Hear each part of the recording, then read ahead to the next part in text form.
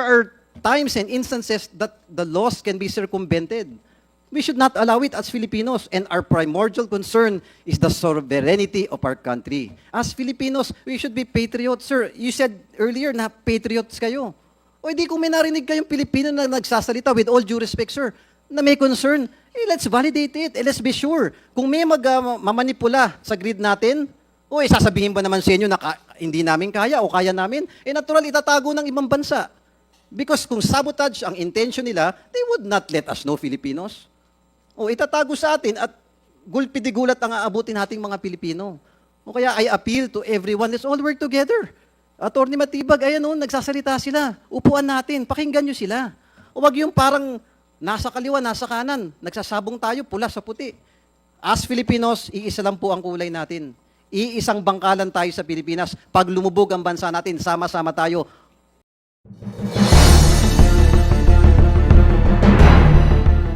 Sir, magandang gabi po sa inyo. Good evening, Mr. Chairman. Good evening, sir. Good evening, Gusto ko nang balikan yung mga konti na pag-usapan sa last hearing. On paper, ang NGCP po ay nagmamayari 60% Filipinos and 40% owned by Chinese citizens. Tama po ba yun, sir? Tama po. Ang purpose po ng requirement na ito na itinalaga ng ating batas ay para masiguro na Filipino ang in control ng NGCP. Tama po ba? Tama po. Ito pong 40% na ito ay nagmamayari. Please correct me, sir, if my statements are, yung State Grid International Development Limited, o SGID, ito po ba yung 40%? Attorney State Sagayo? Grid Corporation of China po. Opo. Tama po. Yung SGID naman po ay isang subsidiary ng state-owned State Grid Corporation ng China. Tama po ba yun? Tama po. In other words, yung gobyerno ng China ang nagmamayari ng 40% ng NGCP, which controls the Philippine National Power Grid. Tama po, sir?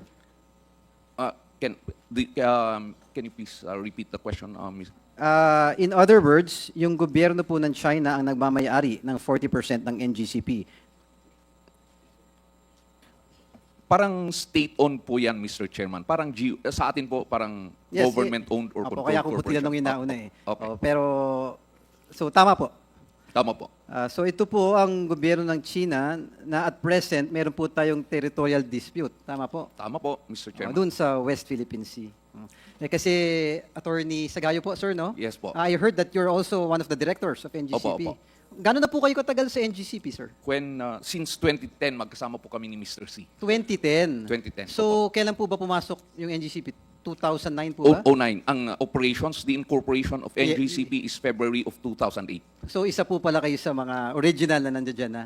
Hindi po. Kami po yung bumili sa shares ni Mr. Rason. Okay po. Opo. Yeah. Pero matagal na po kayo dyan. So, isang dekada na, mahigit po, no? Opo. Base po sa isinumiti na General Information Sheet, ang chairman of the board ng NGCP po pasensya po, medyo nahihirapan akong basahin eh. Zhu Guan Chao. Tama po ba yung pronunciation ko? Tama po, Mr. Chairman. Na isang Chinese national na taga Beijing, China. Tama po.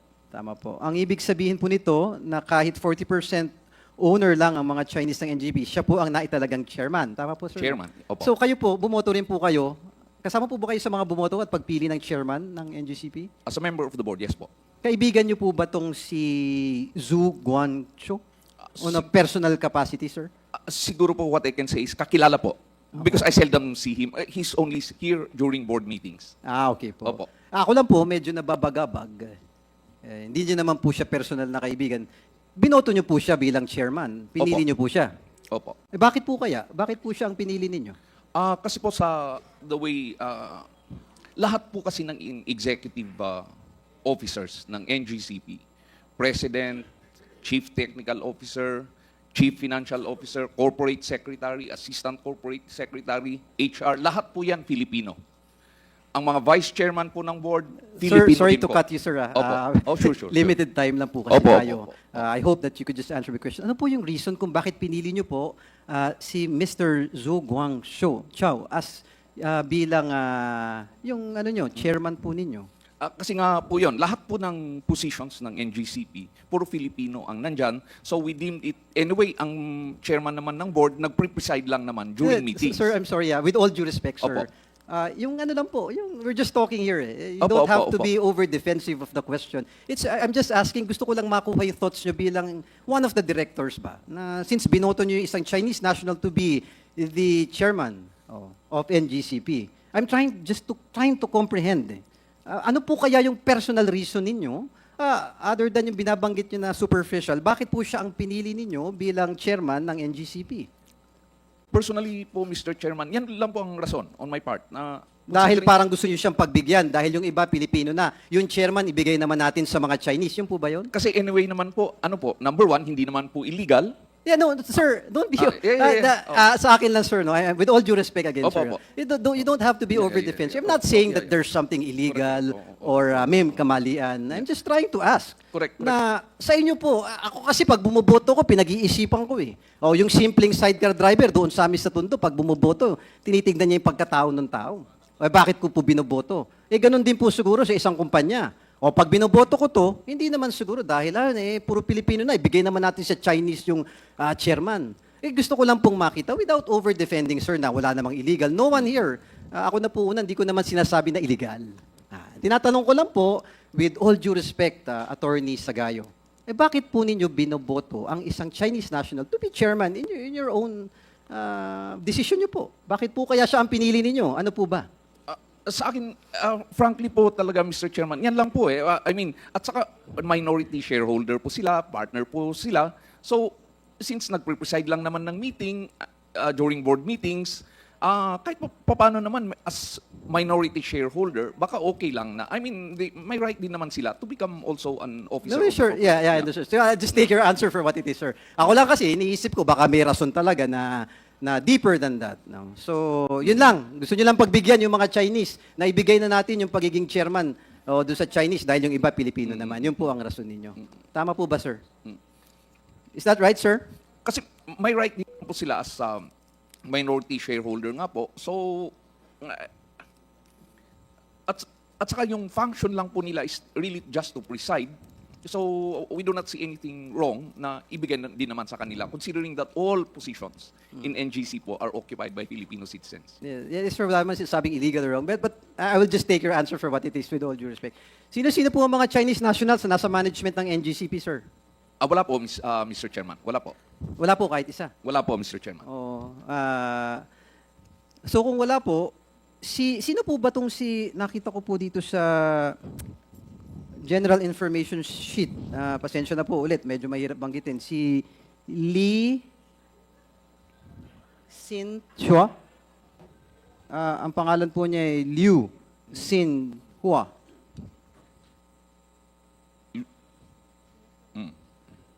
Luis Sinhua, Mr. Chairman. Sino po siya? Director. Director po. Ano po Opo. ang function siya sa NGCP? Director po, Mr. Chairman, ng NGCP.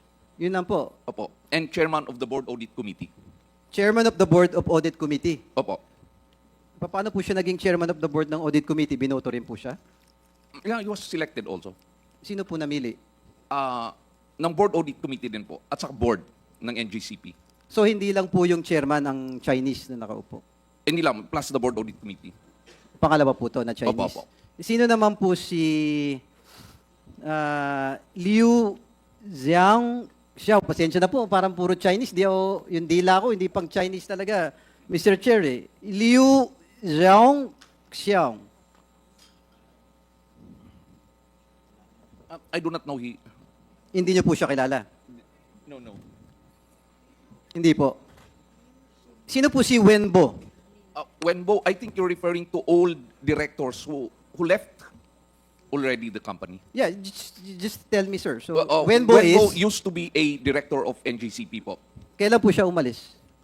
2015? Used to be? A director po. Ano pong function niya other than being a director?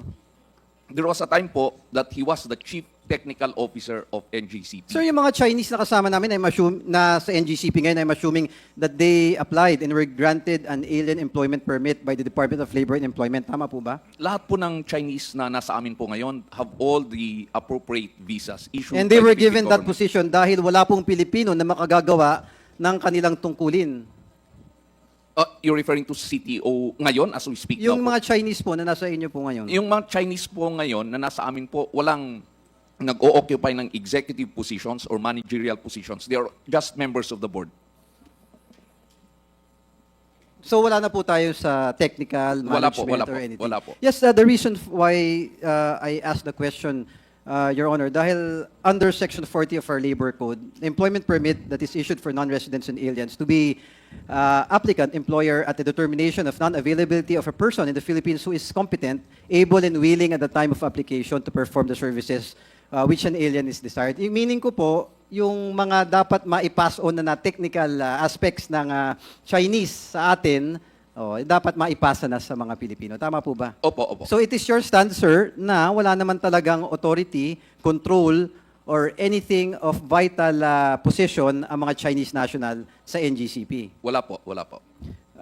Just a short manifestation, Mr. Chair, ang pamamahala po ng power grids ng ng ating bansa ay partially nationalized industry. In other words, Pilipino ang kailangan may control dito. Kung gano'n naman po pala, bakit pa may mga Chinese dito sa NGCP? Otherwise, nakakabahala po ito sa ating national security.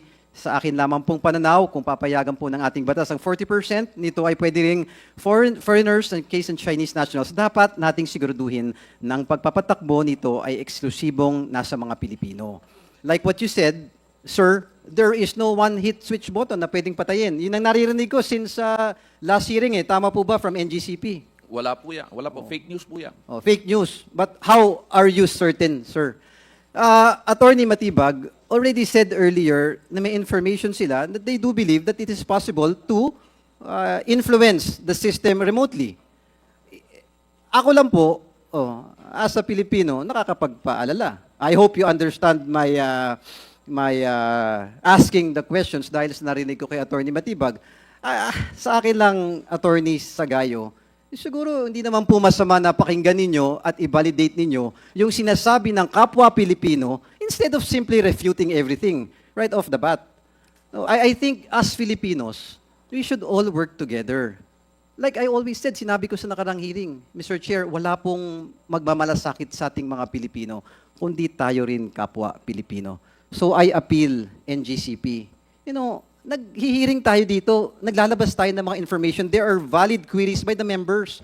But sometimes, ang naririnig namin sa inyo is over-defensive, na para bang tila bagang mali ang tanong ninyo. Ito ang dapat, wala pong illegal, lahat tama. Hindi porke walang illegal, ayos na sa national security natin. There are times and instances that the laws can be circumvented. We should not allow it as Filipinos, and our primordial concern is the sovereignty of our country. As Filipinos, we should be patriots. Sir, you said earlier na patriots kayo. O hindi kung may narinig kayong Pilipino na nagsasalita, with all due respect, sir, na may concern, let's validate it, let's be sure. Kung may mamanipula sa grid natin, sasabihin ba naman sa inyo na hindi namin kaya o kaya namin? Natural, itatago ng ibang bansa. Because kung sabotage ang intention nila, they would not let us know, Filipinos. Itatago sa atin at gulpi di gulat ang aabutin nating mga Pilipino. Kaya I appeal to everyone, let's all work together. Attorney Matibag, nagsasalita sila. Upuan natin, pakinggan nyo sila. Huwag yung parang nasa kaliwa, nasa kanan, nagsasabong tayo, pula sa puti. As Filipinos, iisa lang po ang kulay natin. Iisang bangkalan tayo sa Pilipinas. Pag lumubog ang bansa natin, sama-sama tayo.